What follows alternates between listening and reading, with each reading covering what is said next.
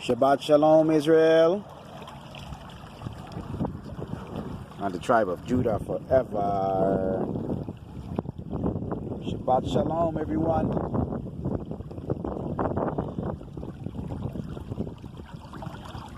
Pflugerville, Texas, you're beautiful.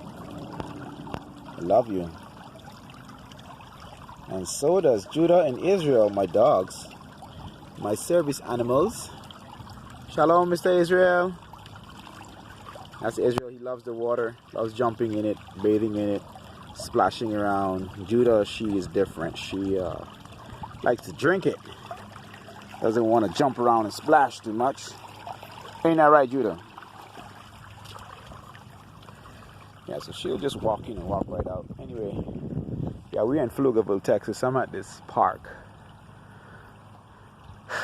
Not too far away from Round Rock and Austin, Texas, where my mom was buried. So I'm going to jump across this little ravine here. I'm getting ready to depart in a few days. I hope I can bring Judah and Israel to St. Lucia with me, but maybe not. I'll find out tomorrow. So, Shabbat Shalom, Israel and Judah forever. I'm going to just drop a little word for you and say this. You know, it's very important to know who you are. It's very important to identify yourself as a people, as a family, as a nation. And everybody comes from a tribe. Everybody in the world comes from a tribe. Do you know what tribe you're from? Do you know what nation you originated in? Can you trace it back to Bible days? So you can know who your fathers really are and why the way your life is that is going on right now. But let me say this. It's been proven over and over again, and I'm going to do some more videos. I'm going to do some new videos up and coming and review stuff I said in the past sometimes. Well, you know, it is true. The repetition is the mother of learning. So I'll have to repeat some things for the new viewers and for the old viewers to add and build upon the foundation of light that is causing the children of Israel to resurrect. Ezekiel chapter 36 and 37. You know where he talks about the dry bones resurrecting.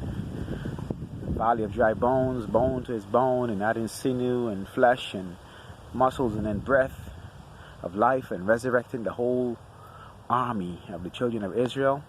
Okay, so knowing that we're not just Negroes, but the word Negro was a word that was only used and applied to originally the Jews. The Jews who were kicked out from Jerusalem when Jerusalem was destroyed in 70 AD, way back to 70 years from when after Christ came into the world, that the Romans destroyed, and majority of the Jews, millions and millions of Jews went from Israel to Egypt, right next door, our greatest, closest ally for many thousands of years since we were came out of Egypt. Egypt was always our go-to place, go back, and greatest ally of nations. And millions of Jews went from Jerusalem to Egypt, Africa, way down into Africa, and all the way to West and South Africa, East Africa, and to the four corners of the world. But a lot, also, the royal seed was requested by the kings of Spain and Portugal. And they requested that the Vatican, the Romans who conquered Jerusalem, to take some of the captives from the Vatican in Rome and bring them to the kings and queen of Spain and Portugal. And a lot of us, our ancestors, lived in Spain and Portugal for a very long time.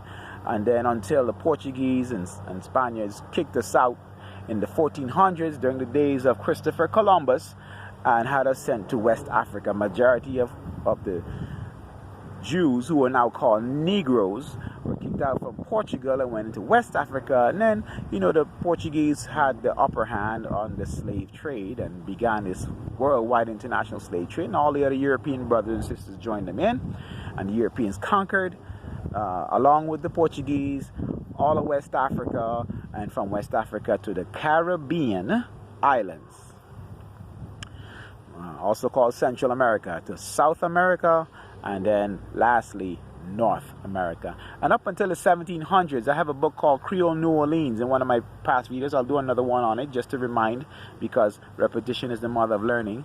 Creole New Orleans, book that was published by Louisiana State University Press, page 77, and in the 70s of those pages say that the ships, slave ships that came from west, that came to Louisiana in the 1700s and 1730s to be specific, all came from the kingdom of Judah. Some of them, and from the 1700s, and this is Judah. She wants to get in on the conversation, huh? Hey, Judah, we talking, you calling your name, so she gonna come. That's her name. So she comes when I say Judah. So anyway, a lot of Jews were sent to St. Lucia, Trinidad first, actually, Jamaica, Trinidad, Barbados. And from Trinidad specifically came to Martinique and St. Lucia, and that's where most of the dominantly trade slaves came to St. Lucia, West Indies, in the 1700s.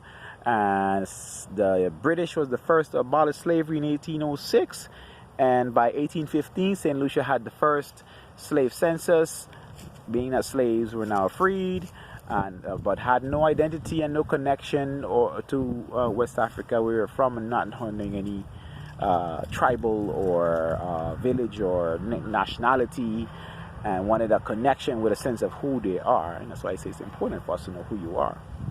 And not knowing our Lucian is not just a Lucian. And where did you come from? Africa. Yeah, but Africa where? What country called you back? Which country in Africa welcomes you home and say this is your nationality from 300 years ago? No, it was called the Kingdom of Judah. All of West Africa was called the Kingdom of Judah. But why is that important? Why is that important? And what's significant for that, especially for the so-called Christians and those who claim to be the remnant, the only church, the true church, or whatever claims you want to make? On what does it mean for apocalyptic prophecies? What does it mean for the book of Revelation, Daniel? And for those of you who now know the book of 2nd Esdras, who all the pioneers of the Seventh-day Adventist Church knew, and some of them memorized from beginning to end, all the Maccabees books and all of the Apocrypha books. 2nd Esdras, they said, is you cannot understand Daniel and Revelation without 2nd Esdras. James White, Uriah Smith, John Andrews, Joseph Bates, all of them said that. And yeah, so what does it now mean, knowing that the Negroes are the Jews that the apocalyptic prophecies are pointing to and talking about, the children of Israel, the remnant of the children of Israel? So now we go to Revelation chapter 12. The woman represented the church, and then the woman who has this remnant in the end times. The last verse of chapter 12, verse 17 says, and the dragon was wroth with the woman, went to make war with the remnant of her seed, who keep the commandments of the Most High and have the testimony of Yeshua HaMashiach, his original Hebrew name, Yeshua HaMashiach, the Messiah. And so this woman, this remnant, is a piece, the last piece, of the original children of Israel. Judah, Jerusalem we come from, which we know was the last remaining tribes of the 10 tribes that were cut off from the two. Judah and Benjamin became one nation and became known as the Jews, or the Kingdom of Judah, in West Africa, 1727. Don't forget, Google that, 1727, West Africa, and you will find the maps that show you that all of West Africa was called the Kingdom of Judah. We're not Nigerians, we're not Angolians, we're not Congolese, we're not Benin, we're not Ghana. We are Jews. We are from the children of Judah. We're the children of Judah, from Jerusalem. That's our home, that's our real estate. None of those Caribbean islands, none of South America, North America is our home. Those of us who are descended from the American slave trade. Chattel slavery. That's different from all other types of slavery in the world. Chattel slavery. American chattel slavery was top of the worst line of type of slavery. And it was only the Jews. And look at Deuteronomy chapter 28, Leviticus chapter 26, and